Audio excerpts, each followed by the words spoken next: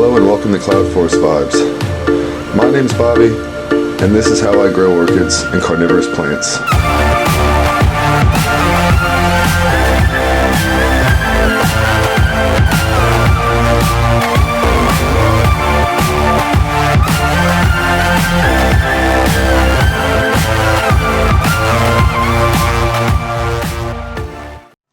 Hello and welcome to Cloud Forest Vibes.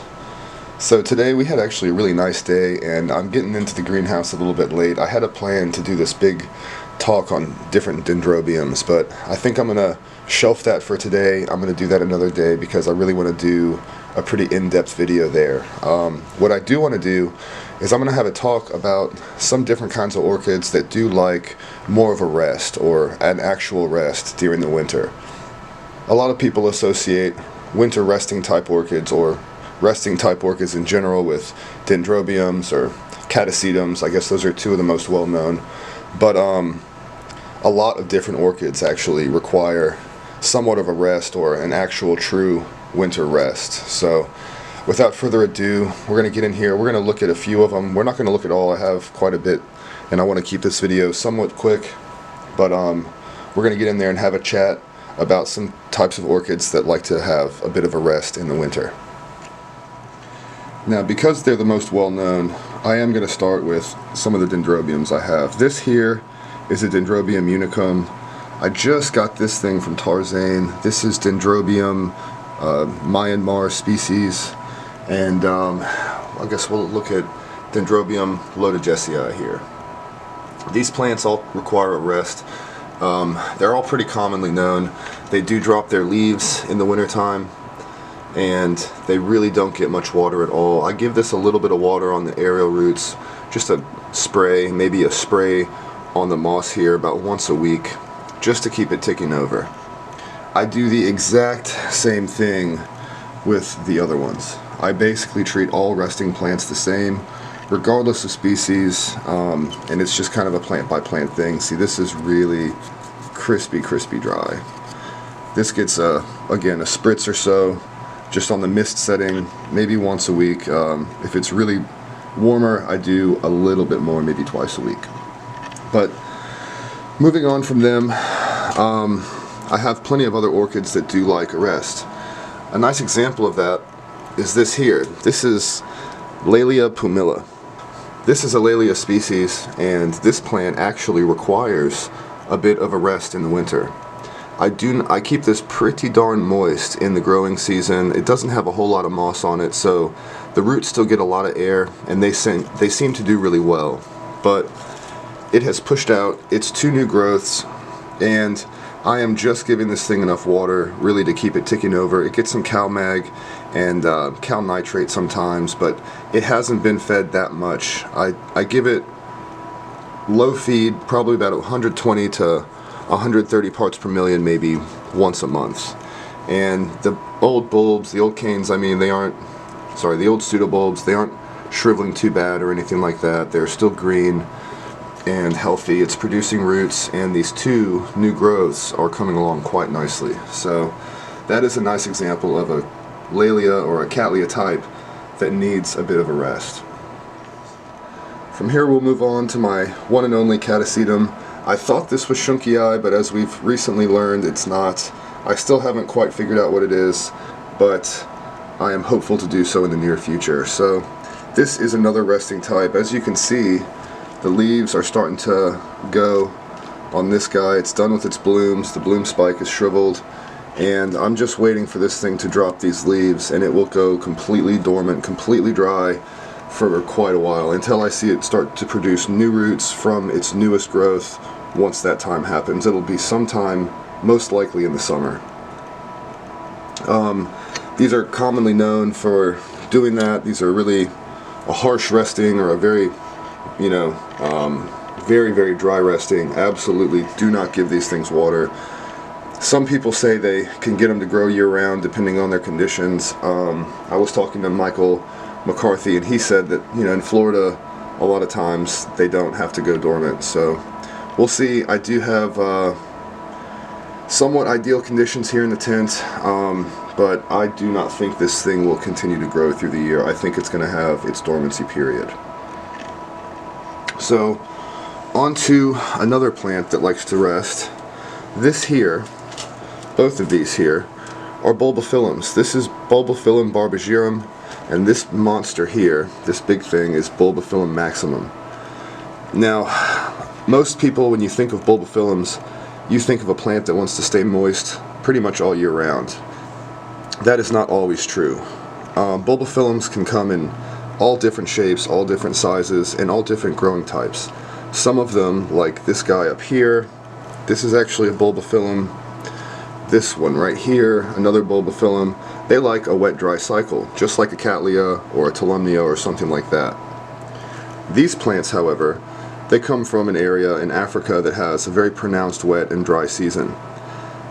They're warm-growing plants. I don't have luck blooming them yet because I think it might be a little too cool in here during the winter, honestly. I take it to the high 50s, around 58 or 59 degrees, and I think they'd be happier in the low 60s. Also, they would probably be a lot happier in the summertime if I let it get closer to 85 or even bordering 90 degrees in here, but I do not do that.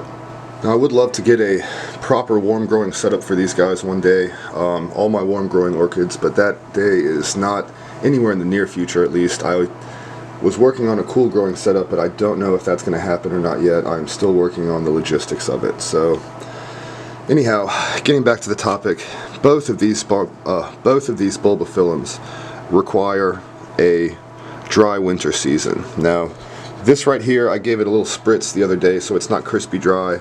But this one, I don't know if you'll be able to hear it or not, stays pretty crispy dry throughout the winter. They get a misting every now and then just to wet down these aerial roots, keep them going, just to get the moss a little damp. I try to treat it like it would be a dew or something, maybe a really light, quick rain, because that's all these would get in their dry season. They're both higher light Bulbafilms as well. I don't know if that has something to do with it. All the ones that I have that like a dry rest or a wet dry cycle, they are all actually much higher light loving plants than you would also typically associate with Bulbafilm orchids. So that is those. I have our favorite little thing down here. Let me find a way to get this thing out. You're not going to be able to see it now. This here is our little Harryella odorata. This is a Vandaceous type. I believe it comes from Taiwan. Yep, Taiwan. And most people associate Vandaceous plants with needing to stay moist but liking a wet dry cycle. They don't like their roots to be soggy or anything like that. This plant actually likes to rest. I give it, again, just enough water to keep it ticking over. I spray it down with a little bit of Cal Mag and Cal Nitrate from time to time, but for the most part in the winter I do move this to an area where it gets a little bit higher light. Usually I did not do that this winter. We're going to see how that affects it.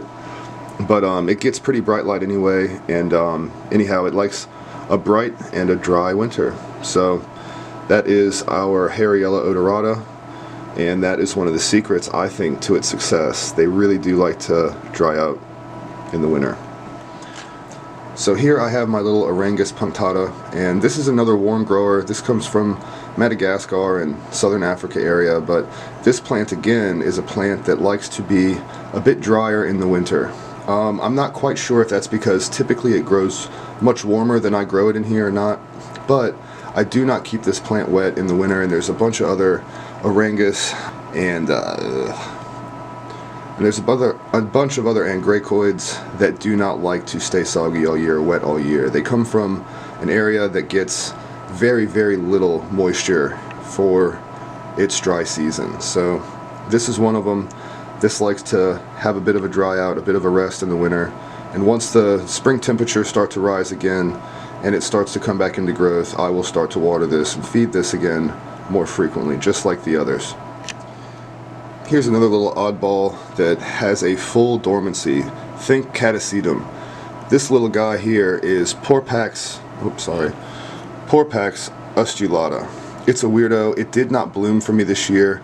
I think, again, it might be a little cool for it in here, but we'll have to kind of figure that out. This plant is one that actually goes fully dormant. Last time we looked at this plant, it had leaves all over it, and it is down to just these last three. I've already more or less stopped watering it. It's really dry right now. It gets a little bit of a spritz about once or twice a week right now, but not enough to even really wet the mount, just enough to get it a little bit moist. Neat little plant. It, again, didn't bloom for me this year, but I'm hopeful that maybe next year it'll be happy and healthy enough to do so. So that is Porpax osceolata, and that is another rester. And there's plenty other plants in here that grow significantly drier in the winter. I think that's a common practice for a lot of different genus. A lot of different areas of the world where orchids come from have a pronounced wet and dry season, and especially when you're growing like me and you have less access to the true weather outside, the true sun and things like that, it can be a little difficult to keep your orchids happy in the winter time due to the low temperatures and often the high humidity spikes. So a couple years ago, when I guess after my first winter of growing orchids, I said that the second winter I was going to start to grow everything, absolutely everything in my collection, a little bit drier. And since I've started to do that in the winter time, I've had nothing but success. No rot issues, not any rot issues this year. I've only lost a few new growths to a few things, and that was my own careless fault, watering with the sprayer when I was in a rush and the temperature was cool. But as far as things on the mount doing poorly, mold issues, fungal issues, things like that, I have not seen any of them so far this winter or this fall season. And in growing drier, I have seen zero bad effects on any of these orchids, even the ones that typically are orchids that like to stay moist at all times. My Masdevallias, my Draculas, things like that, certain pleurothalids, they are still moist growing plants. I do not let them get dry, but I do let them get pretty close. They border dryness before I water them in here, and since I've started doing that with just about everything, I've had so much more success through these winter months when things tend to stay moist a little bit longer, and we can have really, really bad effects on some of our plants. So that's a little chat about resting and growing drier in the winter. Really, the way that I tend to determine it, I go off the advice of others, of course, but I do some research when I'm looking up my plants. I see, just because they say it grows wet all year long or whatever, that doesn't necessarily mean it's true. Look up where the plant's from geographically, and you can look up weather there. The internet's a wonderful thing. We have so much access to information now, and there's just infinite wisdom at your fingertips or at your disposal. So when you're doing your buying and your research for plants, do your due diligence, see where they come from, and that'll also help dictate exactly how you're going to treat them in these cooler months. So thanks for watching. I do appreciate each and every one of you. As always, I'm bordering on 400 subscribers right now, which is amazing, so I guess I've got to get my butt in gear. I'd love to do some sort of a giveaway, I think, when I hit the 500 subscriber mark. I have no idea what that's going to be.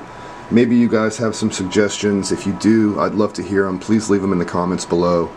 And yeah, so thank you so much for watching. Thanks for supporting. I do appreciate all of you.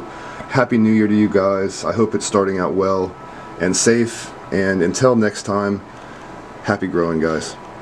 See ya.